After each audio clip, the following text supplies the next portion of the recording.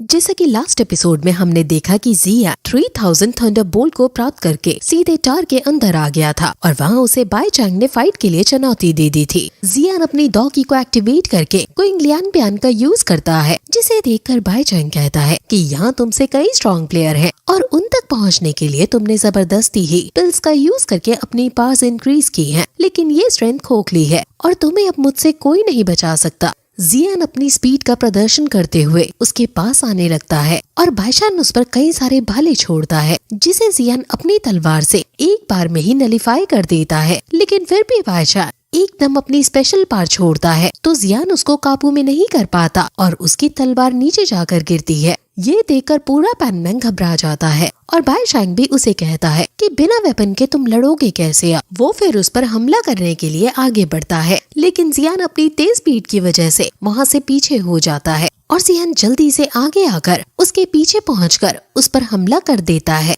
जिससे बचकर बाईशान बाल बचता है।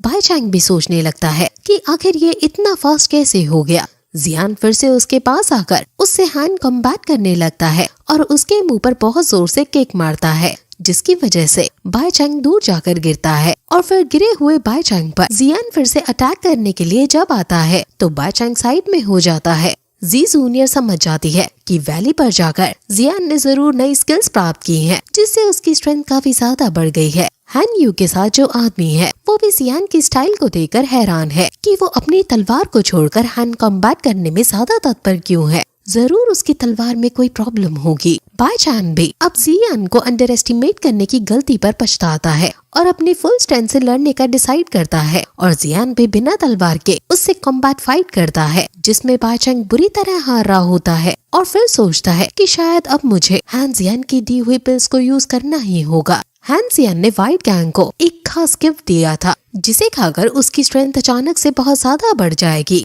बाईशान को लड़ते लड़ते जैसे ही थोड़ा टाइम मिलता है वो तुरंत पिल को खा लेता है और उसकी बॉडी की डॉगी एकदम से बढ़ जाती है और जियान जब उस पर हमला करने जाता है तो बाईशान इस पर अपने भाले से उसे रोक देता है और उसे धक्का देकर पीछे भी धकेल देता है। वो फिर बढ़ी हुई ताकत के साथ जियान के पास आता है और उस पर अटैक करने लगता है। जियान बड़ी मुश्किलों से उससे बच रहा है, लेकिन उसे एक किक लग ही जाती है और बाईशान उस पर तुरंत ओवरकम करके उस पर बहुत अटैक सक्सेसफुली यूज कर लेता है और जियान को पीछे हटना पड़ता है। सभी व्हाइट गैंग के मेंबर्स काफी खुश होते हैं। जियान भी उसे ताना मारते हुए कहता है कि तुम्हारी पिल्स तो काफी अच्छी है, जिससे तुम्हारी शक्ति एकदम एम्पलीफाई हो गई है। सभी पैनमैन के लोग उस पर चिल्लाने लगते हैं कि कंपटीशन के बीच में तुम पिल्स का यूज कैसे कर सकते हो, कितने बेशरम हो तुम। इस पर बाईशान कहता है कि ये मैच हार और जीत का है और जंग में सब जायज है, इसलिए बहाने छोड़ो और मुझसे युद्ध करो। जियान भी उसकी हाँ में हाँ मिलाते हुए कहता है कि अगर ऐसी ही बात है तो तुम्हें तो याद ही होगा कि मैं तो हूँ ही एक फार्मासिस्ट,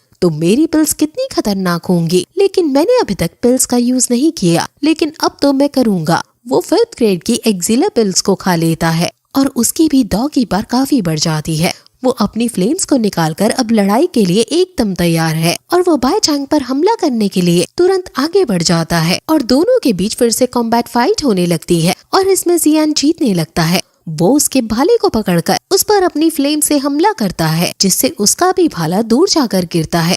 वो कहता है कि तुम्हारा एक्सिलर इफेक्टिव था, लेकिन मेरी एक्सिलर के सामने नहीं टिक पाया। उसके एक्सिलर का नाम लॉन्गलेदान है और ये सुनकर सभी हैरान है, क्योंकि ऐसा एक्सिलर तो कोई हाई लेवल एल्केमिस्ट ही बना सकते हैं। बाईशान अब अपनी अर्थ आर्मर को पहन लेता है और कहता है कि बेशक तुम्हारे पास लॉन्गलेदान है, लेकिन मुझे हरा पाना इतना आसान नहीं। जियान भी कह देता है कि तो देखो अब कि कैसे मैं तुम्हारे कवच को तोड़ता हूँ। वो अपनी 3000 बोल्स का यूज करके अपने मार्शल ड्रैगन को निकालता है और उस पर हमला करता है। बाईशान भी जियान पर सेम अटैक करता है और दोनों का अटैक एक दूसरे से टकराने लगता है और जियान की फ्लेम्स बाईशान के अंदर जाने लगती हैं और ये असल में डार्क एनर्जी है जो उसके आर्मर को पूरी तरह पल्यूट कर देती है और जियान के फिर एक झटके से उसका आर्मर टूट जाता है। असल में जियान ने अपनी डार्क फ्लेम्स को उसके आर्मर के क्रैक में घुसा दिया था और अंदर से कमजोर कर दिया और फिर अंदर से ही उसके आर्मर को ब्लास्ट करवा दिया।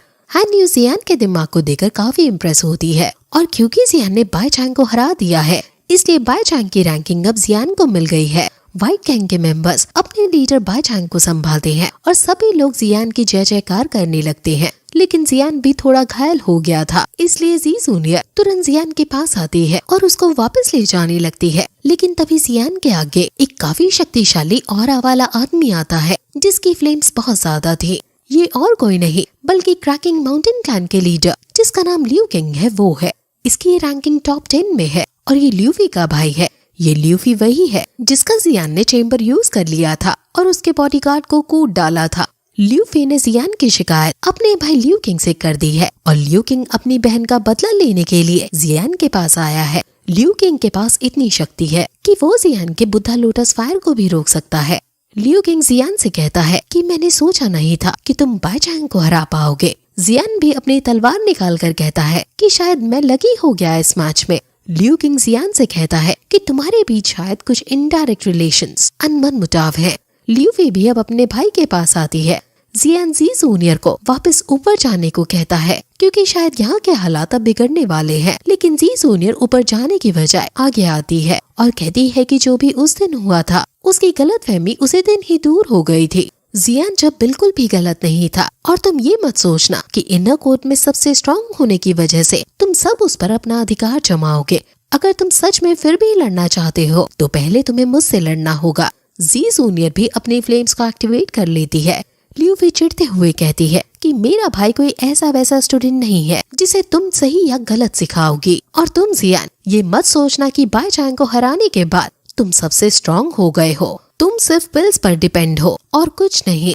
ये सुनकर जी जूनियर को गुस्सा आ जाता है और वो तुरंत उस पर हमला करने के लिए आगे जाती है। लियू किंग जी जूनियर को रोकने की कोशिश करता है लेकिन जी जूनियर उसे डॉज करती हुई आगे बढ़कर ल्यूफी को एक जोर का थप्पड़ लगा देती है जिससे ल्यूफी नीचे गिर जाती है और वो खुद जियान के पास आकर वापस खड़ी हो जाती है। ये देखकर सब हंसने लगते हैं और ल्यूफी की बहुत बेइज्जती हो जाती है। ल्यूफी को बहुत गुस्सा आता है और वो जी जूनियर को मारने के लिए आगे आने लगती है लेकिन उसका भाई उसे रोक देता है और लियू किंग कहता है कि अब तुमने हद पार कर दी है। ल्यूफी अपना बदला लेने के लिए कहती है जिस पर लियू किंग जियान को गुस्से से देखने लगता है। लेकिन तभी वहाँ हान यू के साथ वो दोनों लोग भी नीचे आते हैं और कहते हैं कि हमने अभी दो योद्धाओं के बीच फाइट देखी है और हमने एक्सपेक्ट नहीं किया था कि लड़कियों को फाइट में आने की जरूरत पड़ेगी। इस आदमी का नाम लिन है और ये वुल्फैंग का लीडर है। लिन लियू किंग से कई ज्यादा ताकतवर है और लिन जियान का दोस्त भी है। लिन चुपके से जी जूनियर से कह देता है कि ये मत समझना कि मैं तुम लड़कियों को कम आंक रहा हूँ। जियान समझ जाता है कि लिन मदद करने के लिए आया है और वो जी जूनियर की तरफ से माफी मांगता है। लिन भी जी जूनियर की इसे नादानी कहता है और जियान को उसकी जान बचाने के लिए धन्यवाद कहता है क्योंकि अगर जियान न होता तो ये तीनों ही मंकी के द्वारा मारे जाते। लियू किंग समझ जाता है कि लिन और जियान आपस में दोस्त हैं और फिर लिन लियू किंग से कहता है कि अभी अभी तुम्हारे सामने जियान ने इतनी बड़ी लड़ाई की है, इसकी दौड़ भी कम हुई पड़ी है, तुम आखिर अभी इसे कैसे लड़ाई के लिए चुनौती दे सकते हो। लियू किंग भी कहता है कि मुझे भी शौक नहीं लड़कियों के बीच में होने वाले फाइट में इन्वॉल्व होने का, लेकिन मेरी बहन को पीटने का बदला मैं लेकर रहूंगा। अगले महीने रैंकिंग कंपटीशन होगा और अगर हमारी आपस में लड़ाई हुई तो अपना तुम्हें बेस्ट देना होगा ताकि मैं तब तुमसे बदला ले सकूं। जियान उसके चैलेंज को एक्सेप्ट कर लेता है और फिर सभी टावर से बाहर चले जाते हैं और जियान इन तीनों को धन्यवाद कहता है कि इन्होंने जियान की साइड ली। अब बाईचैंग को हराने के बाद जियान की रैंकिंग 34 पर आ गई है और अब जियान यहाँ कई सारे कॉन्टेस्ट दे सकता है, लेकिन अभी भी जियान को टॉप 10 में आना था और वो लोग आपस में और भी बातें करते हैं और फिर यही एपिसोड खत्म हो जाता है।